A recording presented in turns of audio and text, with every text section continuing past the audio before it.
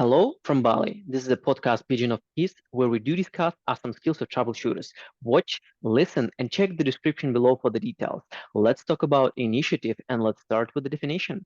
Initiative is the will of a person to do something while it is needed. For example, you have someone who is captain of the boat, and she just moving this boat from one bank of the river to another with some stuff.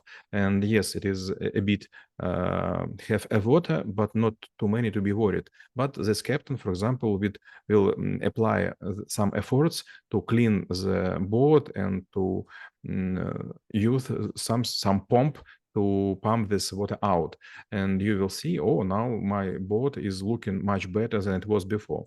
Or for example, you will ask your child to clean the room, and everything would be tidy, but something extra would be done. This would be called like initiative. Some efforts which were applied when it is what not asked, or something was done in extra way.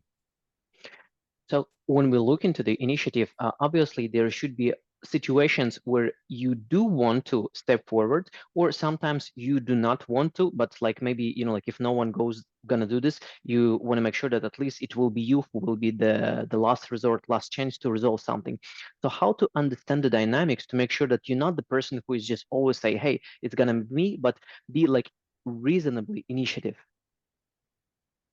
It's very hard. Sometimes you will wish to step forward to make something, but if you will make it often, some people will think, okay, Maxim Golub always eager to help. Okay, it's good, but maybe he has not enough job to do, and maybe he in this way are trying to be useful.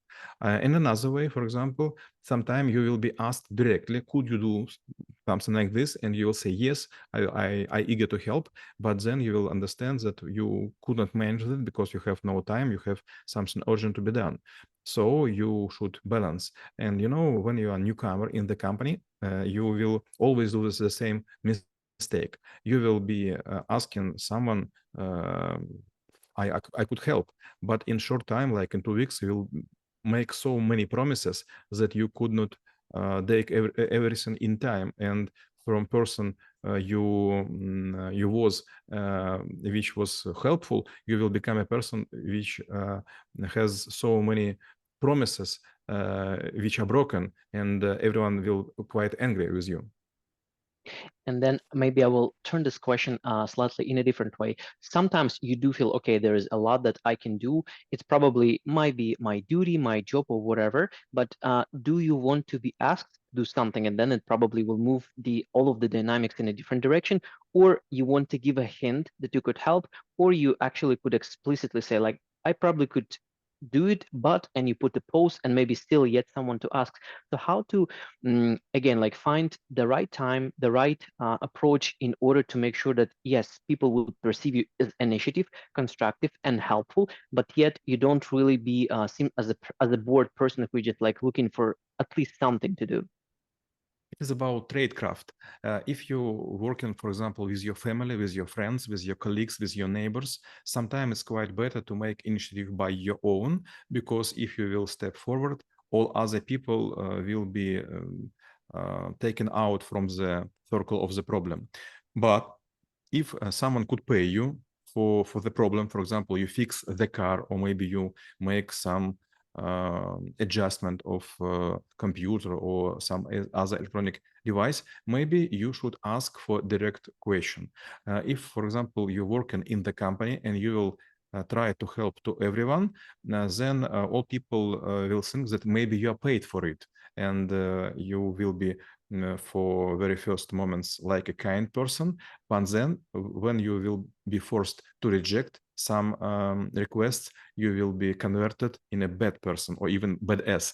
So better to wait for a moment when you will be asked to do something, and you should make this in a very direct way. Are you really asked me to do something? It was very funny. I was in Hamilton Island Great Barrier Reef in Australia, and I was sitting close to the swimming pool, and there was a family from Australia, and they also were with child, and they asked me, okay, how was your flight? And suddenly I start to explain that all of my bags were missed, and now I have no diving equipment, and I want to go for dive safari, but now it is not possible. And they were so sorry, and they were quite polite. But on the next day, they asked me the same question, and I don't know. I started to explain that nothing changed, and suddenly they ask, "How could we help you?" And I ask, "I didn't ask for this." And they, "Come on, this is just polite question. Maybe you shying to ask someone about something. Maybe you need, I don't know, toothbrush or something like this, and this is just a polite way to give you a hint that we could help." Well, this is actually a nice segue to another thing, because sometimes you might be expecting that people may or may not or should do something, but yet you don't want to push them. You do want them to, like take certain steps, maybe not like very decisive, but at least, like show that, okay, they can do it. And more of this, they actually can deliver some small result and, like continue with working on something bigger. So how to deal with those people, how to set the expectations explicitly or implicitly to make sure that you get a correct level of results based on someone else's initiative. You should be very accurate with this. I have been working for St. Regis Hotel on Langkawi Island, and I was trying to be helpful because I asked, is it possible I would live in a room? Could I have with me my wife, and I will pay for tickets, but I'm living in the same room, so I will not pay the room. And okay, I would pay for a meals. And then this high management, they told, okay, no worries, we will meet you with very fancy car. We will transfer you to hotel. You will have extra meals, and your wife would have extra drinks and everything. And I was very happy, but just for, I don't know, one day. And then suddenly I found that I was asked to do much more extra. And suddenly I found that those requests were quite expensive for my efforts, and they were much cheaper than they were much expensive that food and wine and something like this. And in this case, I was thinking, okay, now I made a bad bargain. So next time I should be very careful. If you will exchange with someone by, I don't know how to say, одолжение. Favor. Favor, yeah, thank you. If you will exchange by favors, it is better not to make favor by favor. It is better to make favor by money. So better to buy than to ask someone. And this is a main lesson I carry through all my troubleshooters life. Well, since we're speaking about troubleshooters again, like I will try to take like a different angle. So let's say you work on the client side and like conditions more or less clear. And one thing that I also remember that, sometimes you may want to not only deliver the result in time, in a good condition, in a good shape and form, but you also want to put like a little extra so that it always feels that you do your work, but you also over deliver. So till which extent your initiative should go in such cases? It's a very good question, and I deeply thankful for this. When you will do your conclusion in written form, when you do your job, for example, in programming or in some researches, always you should think that people maybe will wait from you a bit extra of something. So you should make something like this. You should understand that what you have promised, it's like 50 or 60%, and everything else should be extra. For example, you will go to a restaurant and then you will be given just your order, your steak, your porridge, and maybe your whiskey or something like this. By the way, whiskey on the rocks, yes, whiskey with ice, whiskey on Yes, the rock, on the rock.